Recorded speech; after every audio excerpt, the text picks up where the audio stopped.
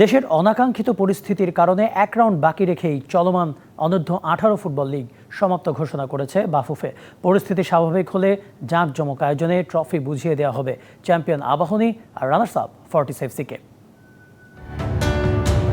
BPL এর ক্লাবগুলোর পেশাদারিত্ব বাড়ানো, এএফসি ক্লাব লাইসেন্সিং এর শর্ত পূরণ আর জাতীয় দলের পাইপলাইন মজবুত করার লক্ষ্য নিয়ে 22 জুন মাঠে গড়ায় অনূর্ধ্ব-18 ফুটবল লিগ।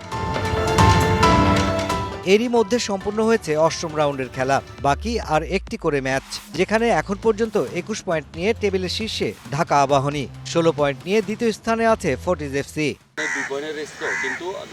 এমন অবস্থায় দেশের সার্বিক পরিস্থিতি বিবেচনায় অষ্টম রাউন্ডের পয়েন্ট টেবিলেই সমাপ্তি ঘোষণা হলো লিগের।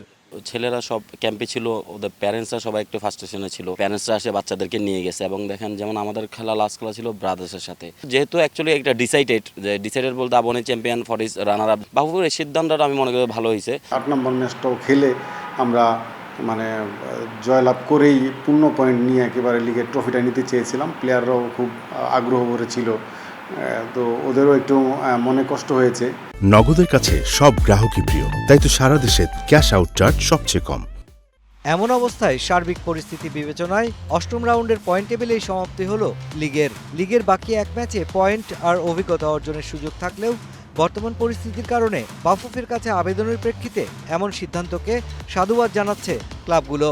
এটা আসলে কন্টিনিউ হলে ফুটবলের জন্য মঙ্গল হবে আমি মনে করি, এবং কিছু ভালো ফুটবলার তৈরি হবে, কারণ এরাই কিন্তু ভবিষ্যতে বাংলাদেশের জাতীয় দলে খেলতে পারবে একসময়। যেহেতু ডিসাইডেড, হ্যাঁ একটা খেলা কম হয়েছে, মানে একটু আমরা হয়তো অনেকগুলো ম্যাক্স এক্সপিরিয়েন্স যেটাকে বলে প্লেয়ার পাইলাম না, সেটার জন্য একটু খারাপ লাগতেছে। এখান থেকে প্রায় 4 জন এদেরকে আমরা আমাদের এই টিমে নিয়ে আসতেছি আর কি। অলমোস্ট সিগনেচার ফিনিশ, যা সামনে যখন দল বদল করবো তখন জমা দিব আর কি। এই আসর থেকে উদীয়মান তরুণ ও মেধাবী ফুটবলারের খোঁজ মিলেছে বেশ। আসন্ন মৌসুমে যাদের দেখা যাবে ক্লাবগুলোর মূল দলে। Mushfiqur Rahman, DBC news, Dhaka.